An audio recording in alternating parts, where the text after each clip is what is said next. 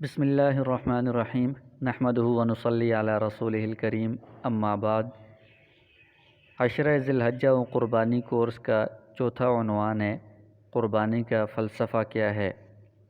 تو پہلے قربانی کا معنی معلوم ہونا ضروری ہے۔ قربانی کسے کہتے ہیں؟ قربانی یہ قرب سے ہے۔ اس کا معنی ہے کہ انسان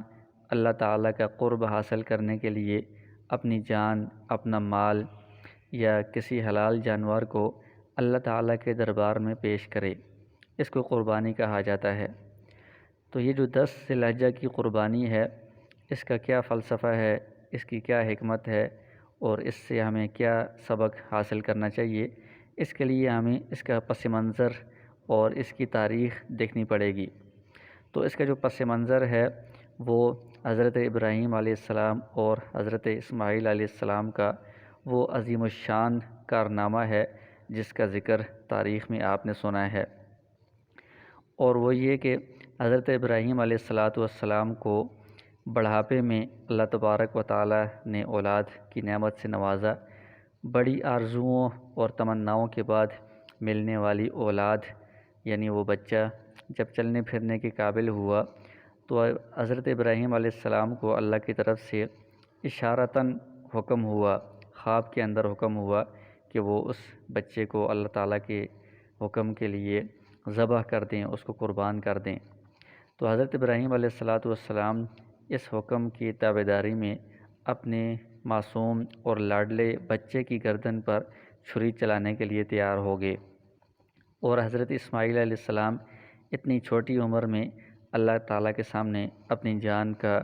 نذرانہ پیش کرنے کے لیے، اپنی جان کو قربان کرنے کے لیے تیار ہو گئے۔ تو یہ واقعہ ہم سامنے رکھیں تو اس سے قربانی کا فلسفہ اور اس کا سبق ہمارے سامنے آ جاتا ہے، اور وہ یہ سب سے پہلی بات کہ اللہ تعالیٰ کی اطاعت میں مال خرچ کرنے کے ساتھ ساتھ جان قربان کرنے کا بھی ہمارے دل میں جذبہ پیدا ہو، کہ جس طرح ہم اس عید کے موقع پر اپنے مال کو خرچ کر کے جانور لیتے ہیں اور اس جانور کو اللہ کے حکم پر قربان کرتے ہیں، اسی طرح ہمارے دل میں یہ جذبہ پیدا ہو کہ ابھی تو مال کی قربانی ہے،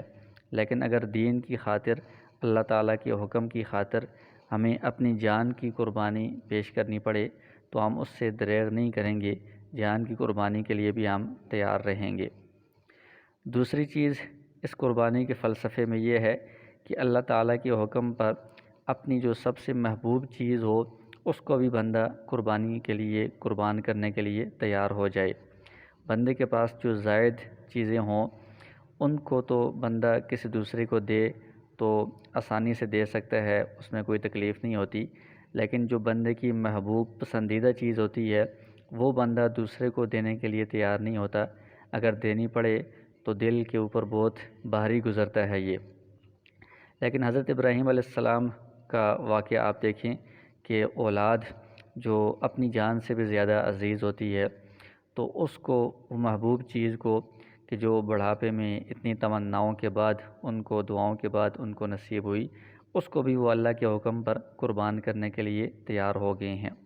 تو اپنی محبوب اور پسندیدہ جو چیزیں ہیں ان کو بھی اللہ تعالیٰ کے حکم پر قربان کرنے کے لیے ہم تیار ہوں، یہ ہمارے دل میں جذبہ پیدا ہونا چاہیے۔ جیسا کہ قرآن کریم میں بھی اس کا ذکر ہے،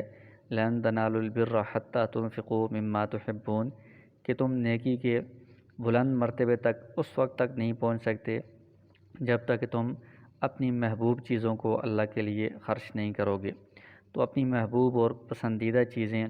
عمدہ چیزیں، اہم اور قیمتی چیزیں اللہ تعالیٰ کے حکم پر خرچ کرنی چاہیے، قربان کرنی چاہیے، یہ ہمارے دل میں جذبہ پیدا ہو۔ تیسری چیز اس قربانی کے فلسفے میں یہ ہے کہ اللہ تعالیٰ کا حکم جب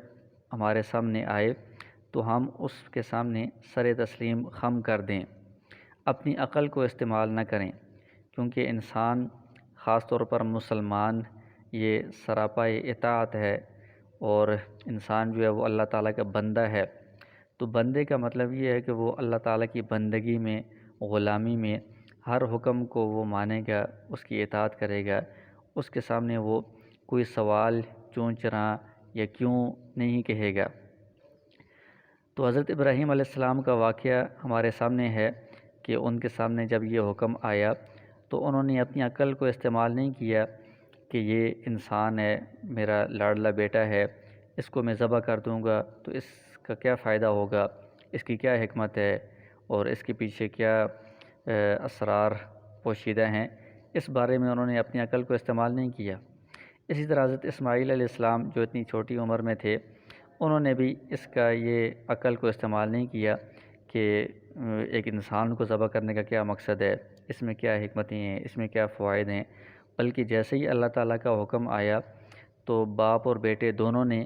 اس کے سامنے سر تسلیم خم کر دیا، یعنی مکمل اطاعت اور فرمانبرداری کی، اس میں کوئی چون چرا نہیں کی،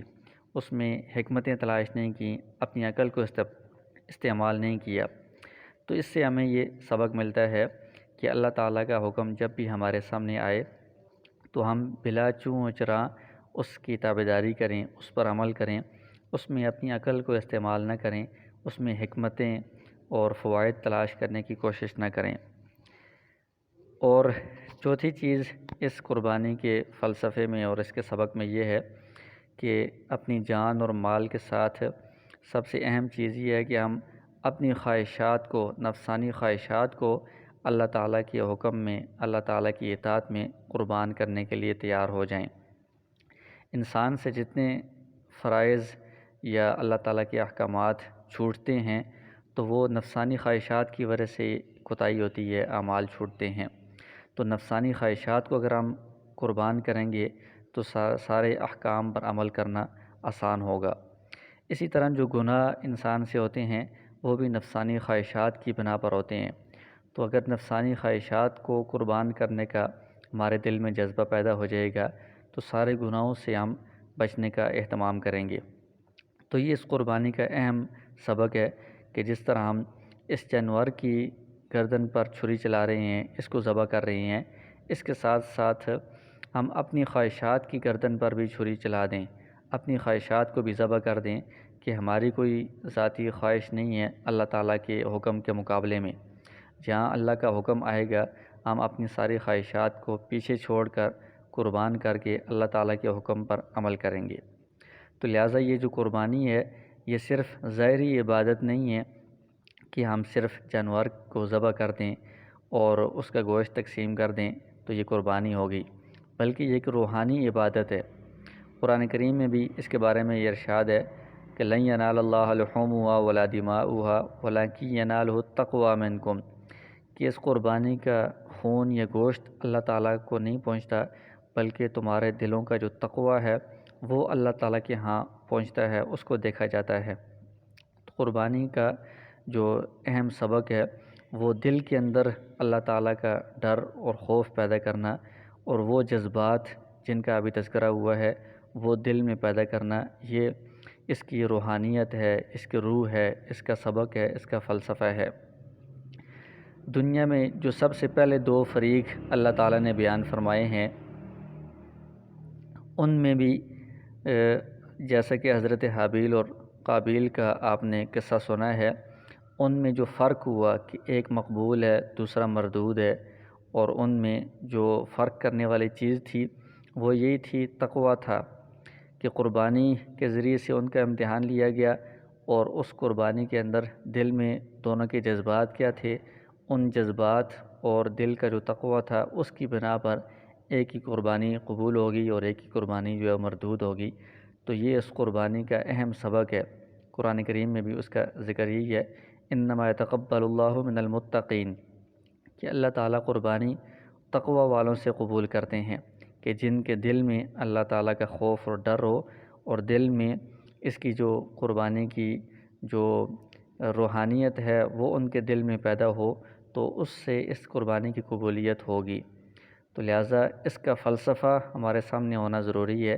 جانور کو ذبح کرنا بھی ضروری ہے کہ قربانی کا ظاہری طریقہ، عملی طریقہ یہی ہے، لیکن ساتھ ساتھ دل کے اندر یہ جذبات پیدا کرنا جن کا ذکر ہوا یہ بھی ضروری ہے، یہ قربانی کا فلسفہ ہے۔